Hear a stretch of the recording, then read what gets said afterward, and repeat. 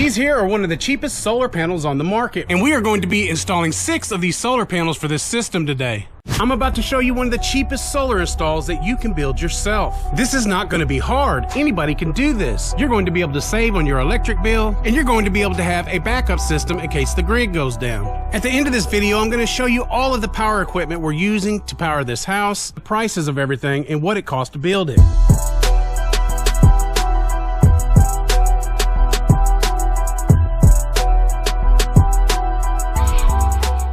All right, and then just like that, we have all 6 panels up. Now we're gonna come up underneath them, we're gonna wire them up real quick. So here we have 6 panels total, and we're going in 2 strings of 3. So we're gonna wire 3 panels together and 3 panels together. And the way we're gonna do that is we're gonna wire 3 in series and 3 in series. Then we'll take the positive and negative from each set of panels and run them together. And they're going to be going into the isolator switch together. Okay, so what I ordered was 10 gauge PV wire, black and red. 10 gauge is gonna be sufficient for the footage of wiring that we need. I bought 50 foot here and 50 foot here. Okay, so these are the MC4 connectors. This is the connector that is normally on all solar panels. The good thing about buying your own PV wire, having your own connectors, and then having a crimper is so that you can make the wires the exact length that you need. So they have the female here and the male here. In this case, we need the female here on this end of the wire. That way we can connect it to our solar panel. Okay, let me show you real quick how to do just that. So basically, the cap goes on first. You put the cap down the line here. And then this is your seal. You're gonna put your seal on, like that. Strip our wire back.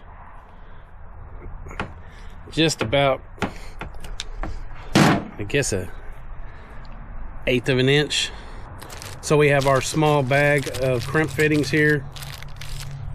These go together here. And that's how the solar panel wiring actually connects together. On the female side here, so if you'll take notice, this one is bigger and this one is smaller, and so it fits inside here. When you're doing a female connector, you want the smaller one to go here. The way I like to do it is I get the crimper tool ready. I get it in there like that. I'm going to push the wire in now, like that. That should be it. If you take a look at it, you see how it crimped it and wrapped it around it there. That is not coming off. Now you take your female plastic fitting here, you push it over, and you're gonna hear a click when you push it together. Okay, now it's locked in there. You have your rubber seal here that goes up against that, and then you tighten it down. It's just that simple. They do make a little tool that you can tighten this down with, but this went down pretty easy by hand. So as you see there, we have a watertight seal here now, an MC4 connector that works perfectly, plugs into almost every solar panel. This positive wire is going to hook here, and I'm going to run it to there and run it down and over here. So let's go ahead and get that done. And as we do that, here again on the positive side, closest to the panel, we're going to go ahead and put this PV fuse in. So literally what I have to do here is plug it in here like that, and then when I get up there, all I have to do now is plug this into the solar panel.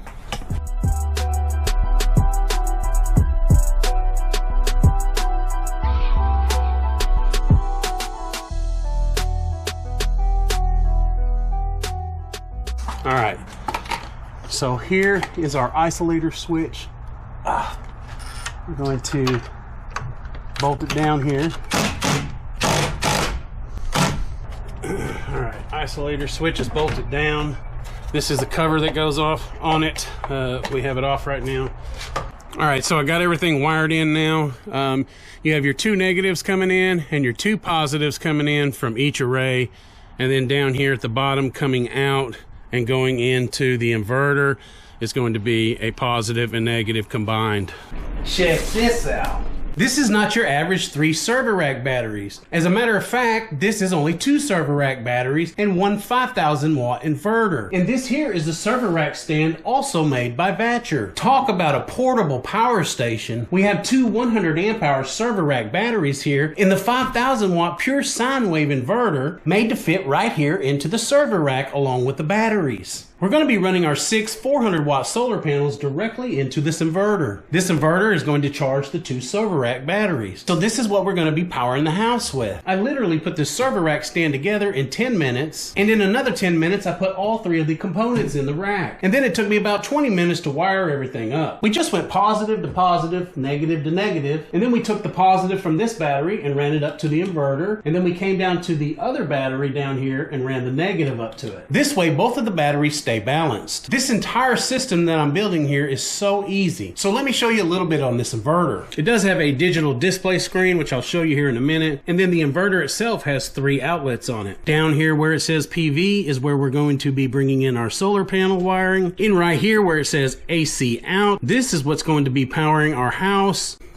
This right here is a fused box with breakers made for off-grid solar. It has a main breaker and then 4 20-amp breakers. You're going to have 4 20-amp plugs here.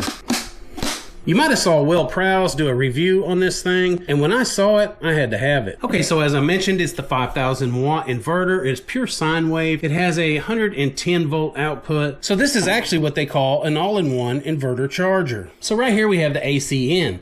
This is where we can take our shore power or our power from the wall, plug it in the wall, and it actually will back charge these batteries. I believe that 2 of these batteries here will power up the critical things in this house just fine. So as far as the Vatrer 48 volt server rack batteries are concerned, if you've seen any of my other videos, you know that my cabin is being run off of 6 of these batteries. Okay, we're gonna go ahead and fire this thing up. I went ahead and put a T-class fuse here in between the inverter and the battery on the positive side. Flip the breakers here, come up, and we're going to fire up the display here. We'll give it a minute to power up, and there it is. And usually when these batteries come here, they come shipped around 52%. So you have an LCD screen here on the batteries. It'll give you your voltage or your state of charge. It'll tell you your individual cell voltages on the 16 battery packs that are inside here. And this thing will also tell you the temperature of the unit. For instance, the temperature here says 70.1 degrees, and the one on the bottom is exactly the same. Well, it was. Now it's 69.9. So here we are up here on the inverter. It's going to show us our voltage here, the total current that's either going out of the inverter or coming into the inverter. If more current is going out than it's coming in, you'll have a negative sign here. Okay, so right here, this is actually a touch screen, so we can actually touch this here and turn the actual inverter on. Give it a second.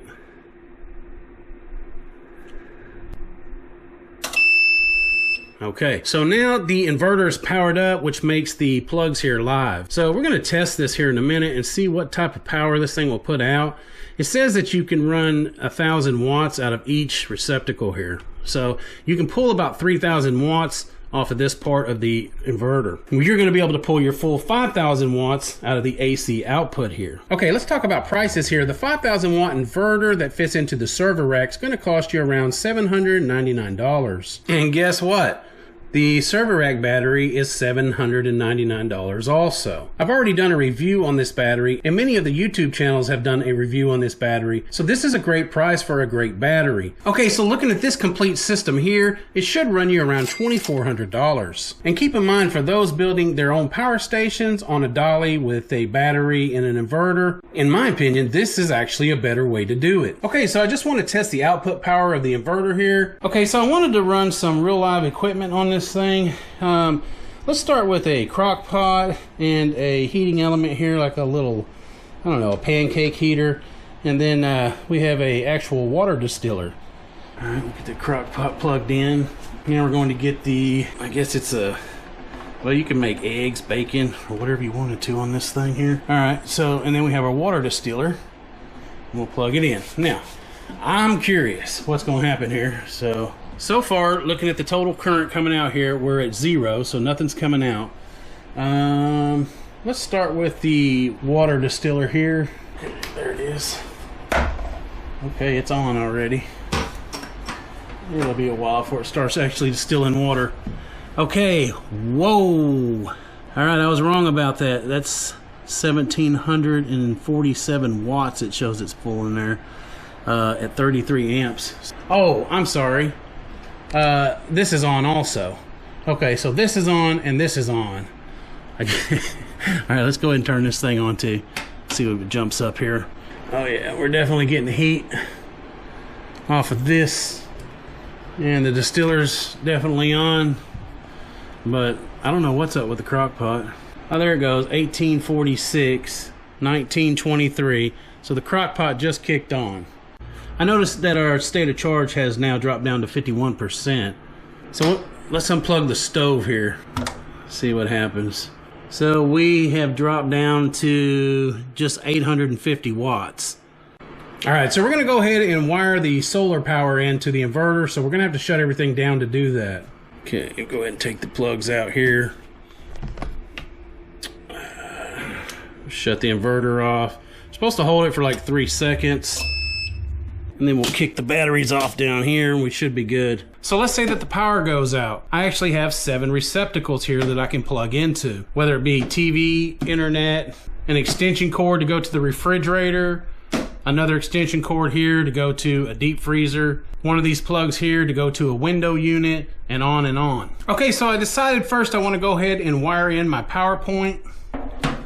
So the way I'm going to do that is I'm going to take the wire from the AC out here, run it through the back, and then I'm going to run it up in here. I'm going to go ahead and mount this on the wall. And what that's going to do for me is it's going to give me a place to plug in anything that I want that runs off of the solar.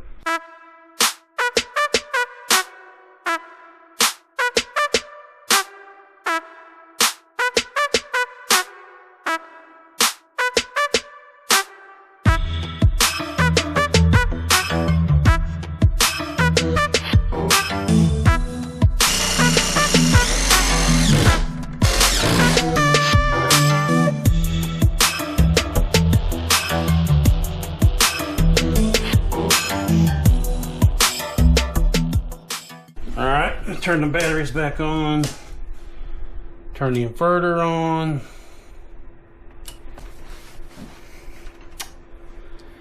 wait for it to power up.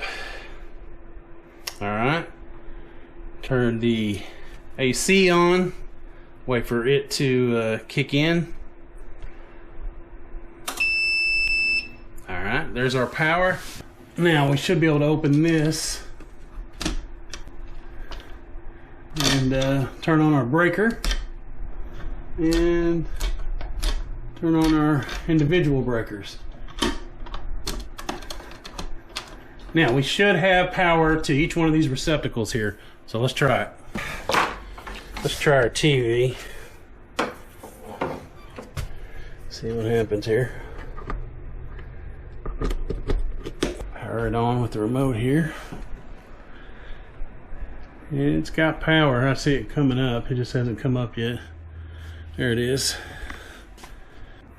It looks like we're pulling about 192 watts here on the inverter. So maybe going down a little bit now, 187. All right, so check this out. I'm about to give you the prices and all this and show you how cheap it actually is for you to build a system just like this. Now check this out. $7.99 for the battery, $7.99 for the other battery, and $7.99 for the inverter. This thing right here was about 80 bucks on Amazon.